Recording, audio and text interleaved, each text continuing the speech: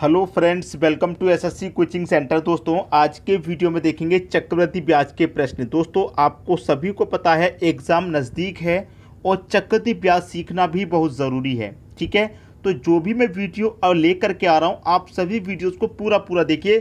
सभी प्रश्न एग्ज़ाम के पॉइंट ऑफ व्यू से लिए गए हैं। ठीक है, तो चलिए स्टार्ट करते हैं। पहला प्रश्न, 1800 रुपये की राशि 10% वार्षिक दर से उधार दी जाती है, तो 2 वर्ष में चक्रवृद्धि ब्याज एवं साधारण ब्याज में क्या अंतर होगा? है कि नहीं? इंपॉर्टेंट प्रश्न बताइए।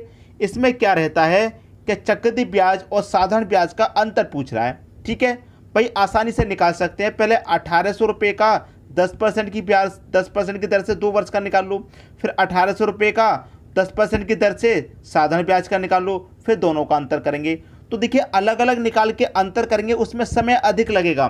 मैं आपको एक सीधा तरीका बता दे रहा हूँ। ठीक है, अगर कभी भी 2 वर्ष के लिए अंतर पूछा जाए, साधारण ब्याज और चक्रवृद्धि ब्याज का कभी भी पूछा जाए, तो उसके लिए क्या फॉर्मूला होता है? डी बराबर पी आर का स्क्वायर बटे में 100 का स्क्वायर। ठीक है, इसको लगा देंगे, आंसर आ जाएगा। 2 वर्ष का अंतर अगर पूछे तो। ठीक है, क्या पूछ रहा है आपसे? आपसे पूछ रहा है डिफरेंस, अंतर पूछ रहा है। और जबकि प्रिंसिपल कितना दे रखा है? 1800 रुपये है प्रिंसिपल। 1800 ले लो इनटू आर का मतलब रेट कितना दे रखा है? 10। तो आर की जगह मैं 10 लूंगा और 10 का स्क्वायर कर दूंगा। तो 10 का स्क्वायर कर दो, चाहे 10 गुने 10 लिख दो, एक ही बात है। बटे में क्या है? 100 का स्क्वायर। अब 100 का स्क्वायर कर दो या फिर 100 गुने 100 कर दो, एक ही बात है ये तो।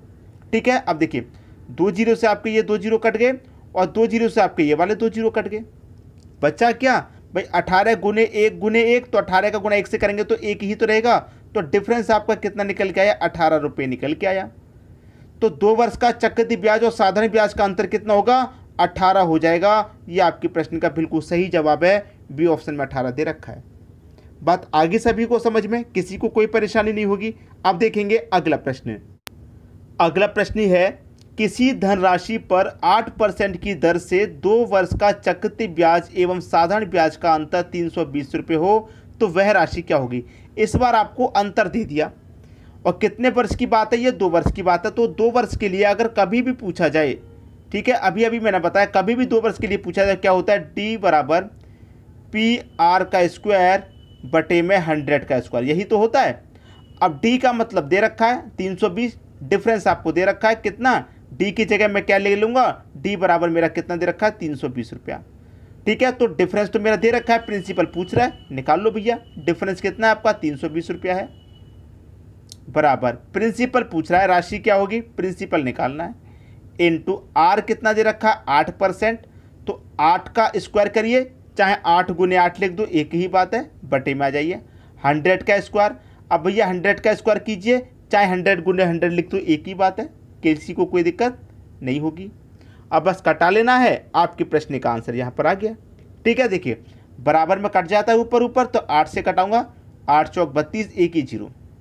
फिर दोबारा 8 से अगर मैं कटा लूंगा तो 8 पंजे 40। ठीक है, क्लियर। अब देखिए, यहाँ पर 100 का गुना होगा 5 से, तो कितना हो जाएगा? 500। फिर 100 का गुना 500 से हो जाएगा, तो कितना हो जाएगा? 50,000। ठीक है, क्लियर है। देखिए, मैं यहाँ पर करूँ, पहले 100 गुने 100 कर देता हूँ, तो ये कितना हो जाएगा? 10,000। और 10,000 का गुना 5 से कर देंगे तो ये 50,000। तो प्रिंसिपल कितना निकल के आया भैया? प्रिंसिपल आपका 50,000 निकल के आया। ये आपके प्रश्न का बिल्कुल सही जवाब, 50,000 दे रखा है आपको बी ऑप्शन में। उम्मीद करूंगा कि सभी को प्रश्न बहुत अच्छे समझ में आ गया। चाहे आपसे अंतर निकालने के लिए कह दे, चाहे प्रिंसिपल निकालने के लिए कह दे, कुछ भी निकालने के लिए कह दे, आप निकाल देंगे। आज के बाद इन प्रश्नों में कोई गलती नहीं करेंगे। ठीक है, अब देखेंगे अगला प्रश्न।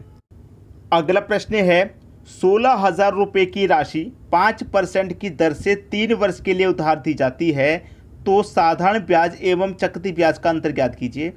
अब जो प्रश्न है वो 3 वर्ष के लिए है। 2 वर्ष के लिए क्या ट्रिक रहता है मैंने बता दिया। अब 3 वर्ष के लिए कह रहा है, तो 3 वर्ष के लिए लिख लीजिए। ठीक है, 3 वर्ष के लिए भी नोट कर लो, क्योंकि एग्जाम नज़दीक है, हो सकता है इसी पैटर्न पे प्रश्न पूछ लिया जाए। तो 3 वर्ष के लिए डिफरेंस अगर आपसे पूछेगा तो क्या निकालना है आपको? पी आर का स्क्वायर बटे में 100 का स्क्वायर।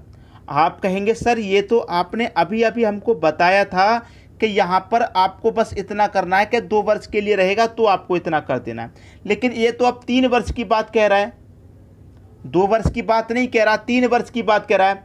अब जब यहाँ पर 3 वर्ष की बात कह रहा है तो ध्यान रखिए क्या करते हैं, मैं पहले ही बता दे रहा हूँ। 3 वर्ष की बात कह रहा है ना, तो यहाँ पर पावर 3 आ जाती है, याद रख लीजिए पावर 3 आ जाती है। और आपको इसमें इतना जोड़ देना है 300 प्लस आर, बस इतना और जोड़ देना आपको इसमें, बस ख़त्म प्रश्न, कुछ भी नहीं है। जो 2 वर्ष का रहता है उतना तो सेम है, ठीक है, उतना सेम है। यहाँ पर पावर 3 कर दिया आपने, ठीक है। अब 300 प्लस आर कर दो, प्रश्न का आंसर आ गया यहीं पर, ठीक है। अब देखिए डिफरेंस निकालना है ना, प्रिंसिपल आपका 16,000 रुपये, 16,000 रुपये इंटू आर कितना 5, तो 5 गुने 5 कर दूंगा मैं, 5 गुने 5 बटे में आ जाइए 10, 100 का क्यू, 100 का क्यू का मतलब 100 गुने 100 गुने 100, ठीक है, क्लियर। अब क्या जोड़ना है आपको, 300 प्लस आर और जोड़ना है, तो 300 में प्लस आर, आर कितना है आपका, रेट कितना है 5, तो 300 में 5 जोड़ दूंगा तो इसका मतलब 305, कितना हो जाएगा 305। खत्म हो गया प्रश्न। देखिए कैसे खत्म हो गया, 2 जीरो से आपके मैंने यहाँ 2 जीरो कटा दिए, ठीक है। अब ये कितना हो गया, 5 गुने 5 25 हो गया ना, 25 चौके 100, ये 4 बार में कट गया, ठीक है। अब 4 से मैं कटा दूंगा, 4 चौके 16 और 1 जीरो 40 बार में कट गया भाई, कट गया, कोई दिक्कत नहीं किसी को भी, ठीक है। अब देखिए यहाँ तो कोई दिक्कत नहीं। अब यहाँ पर मैं 1 जीरो से ये 1 जीरो को भी कटा सकता हूँ, कटा दिया 1 जीरो से 1 जीरो। अब देखिए यहाँ पर कटाऊंगा, 2 से कट जाएगा 2 बार में, और 2 से कट जाएगा ये 5 बार में, और 5 से इसको कटाऊंगा, 5 छिक्के 30 और 5 एकम 5 61 बार में।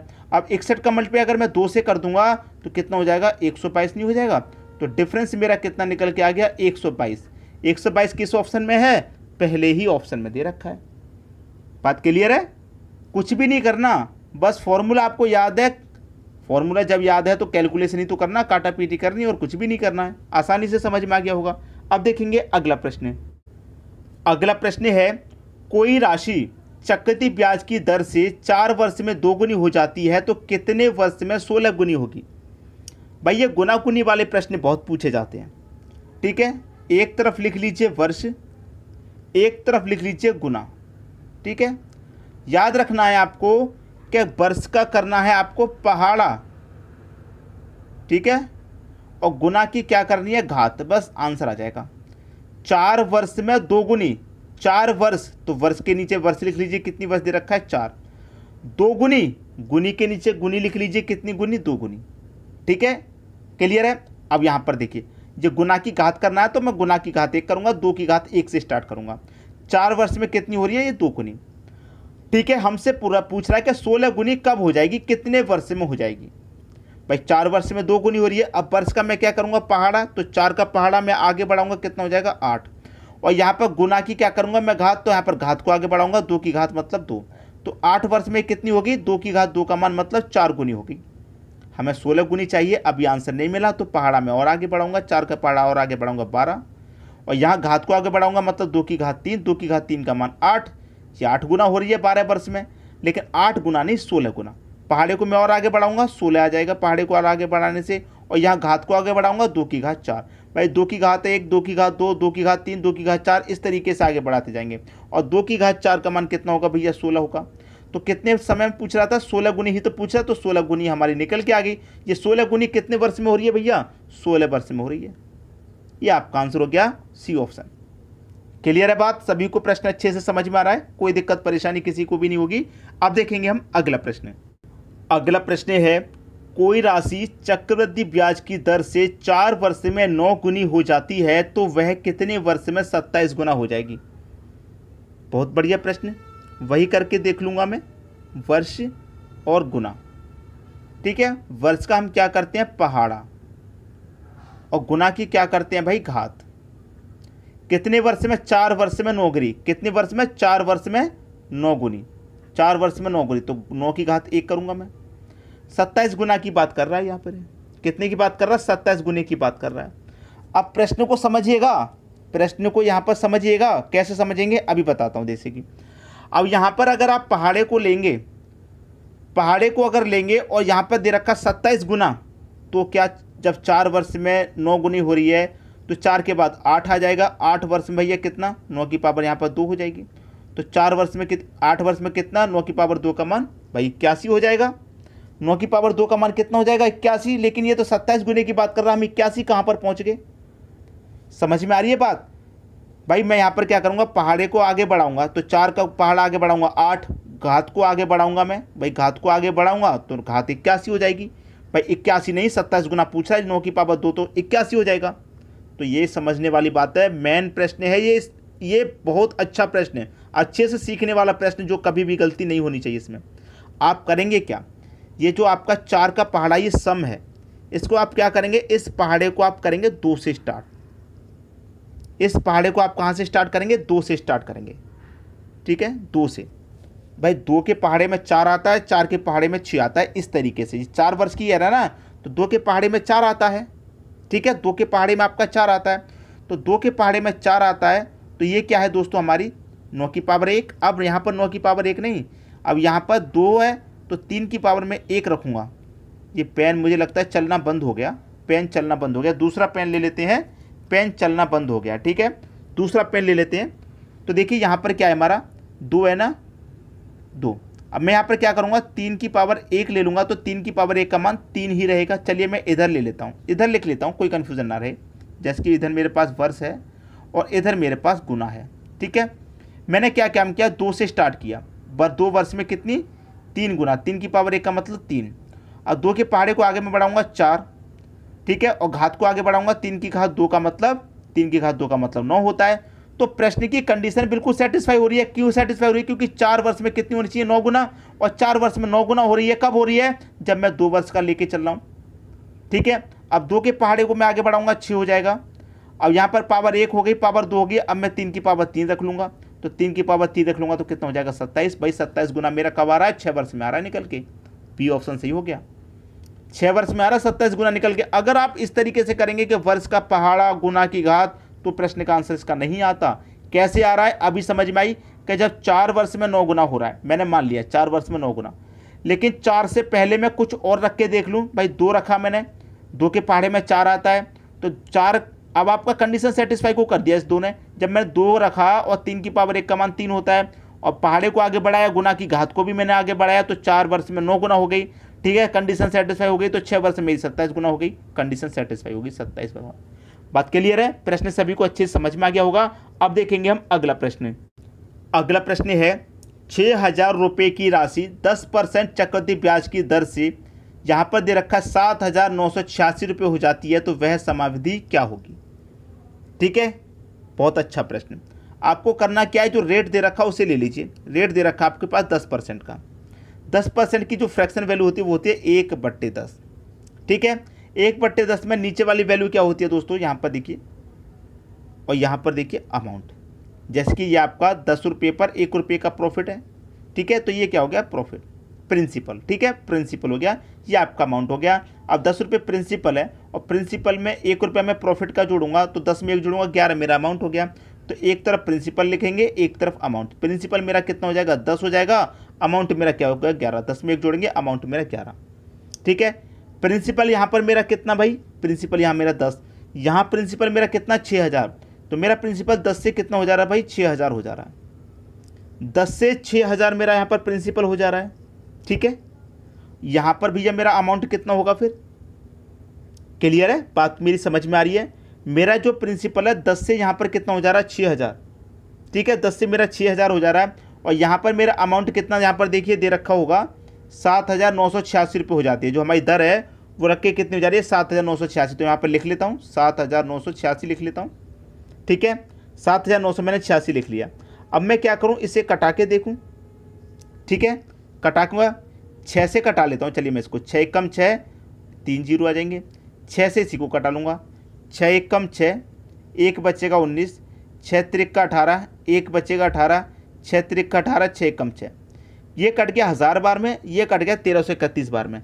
अब देखिए प्रश्न को समझिएगा, 10 से 1000 ये कितने गुना पर है, आप करेंगे 10 से 6,000 भाई कितने गुना पर है, और 11 से ये कितने गुना पर है भाई। आपको सीधा सीधा पता है कि अगर 10 का स्क्वायर करेंगे तो 1000, 10 का क्यूब करेंगे, और यहाँ पर क्या करेंगे दोस्तों 11 का क्यूब करेंगे, आंसर आ गया।